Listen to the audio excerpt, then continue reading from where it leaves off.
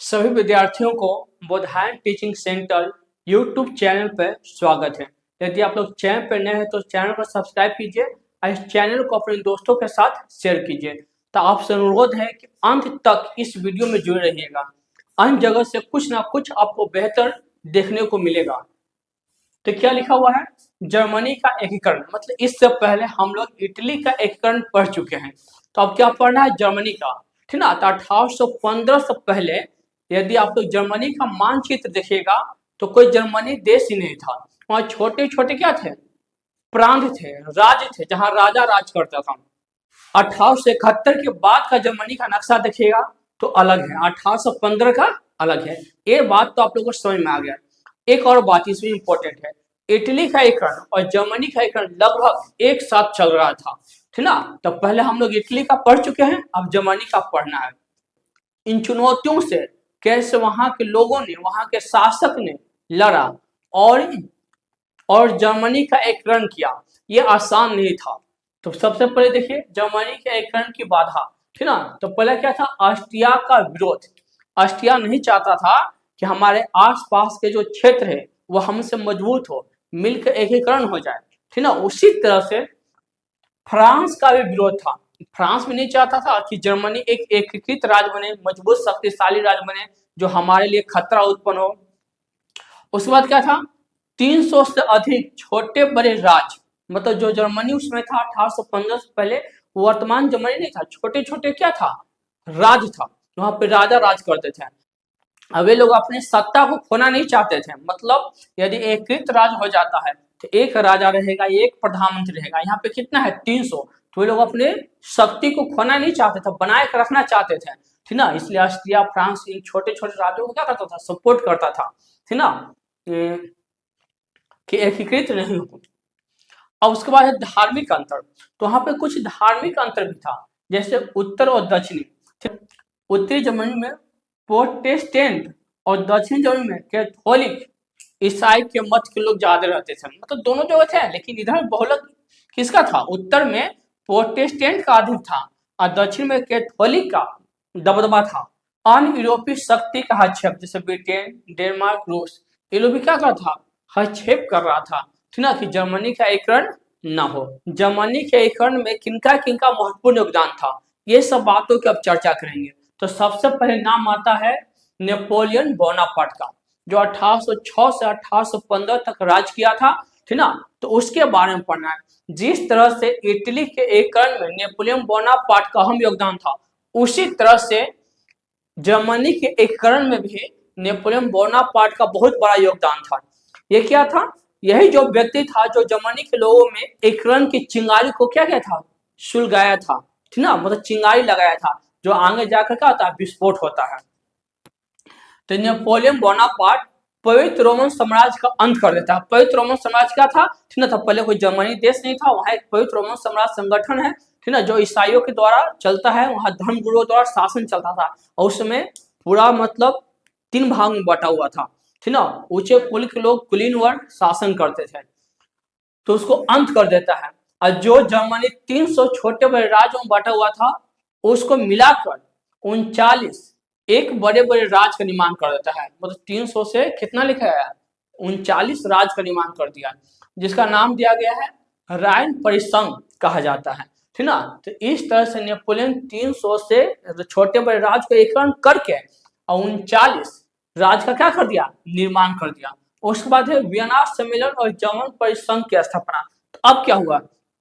तो वाटरलू के युद्ध में नेपोलियन बोनापार्ट की हार हो जाती है। ठीक ना। तो उसके बाद विजय जो देश होता है, जितने भी जीतता है वो लोग क्या करता है? वियना में एक सम्मेलन बनाता है, वियना में एक सम्मेलन बुलाता है 1815 में, उसको बोलते हैं वियना सम्मेलन। तो 1815 में जो वियना सम्मेलन हुआ था, उसका नेतृत्व मेटरनिख ने किया था और वहीं से मेटरनिख युग की शुरुआत हो जाता है, जो 1848 तक चलता है। मतलब कहने का अर्थ है इटली और जर्मनी का एकीकरण साथ साथ चल रहा था। ठीक ना, लेकिन हम लोग एक एक करके पढ़े, पहले इटली के पढ़ लिए, अब जर्मनी के पढ़ रहे हैं। ठीक ना।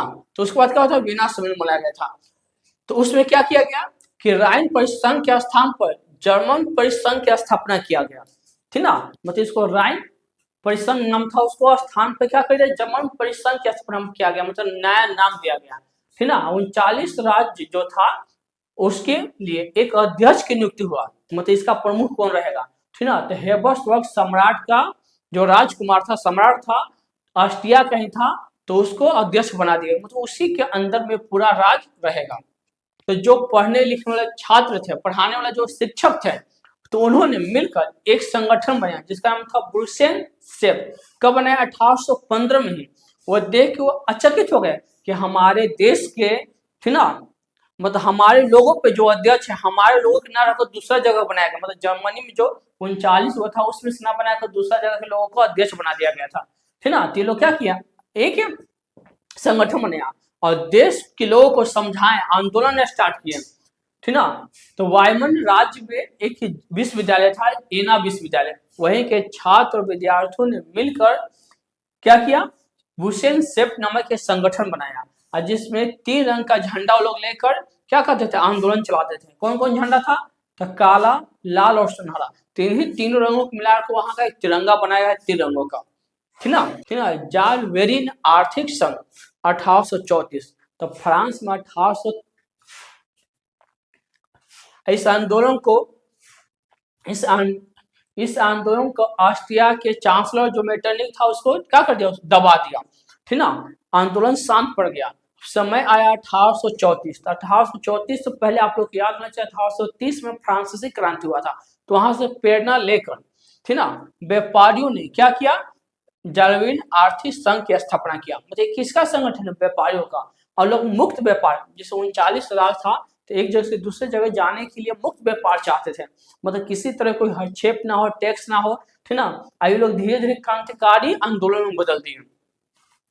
उसके बाद इसको भी दबा, पुरानी संसद सभा के लिए एक क्या मीटिंग बुलाए, ठीक ना, कहाँ पे, फेक फट एक जगह वहीं पर, ठीक ना।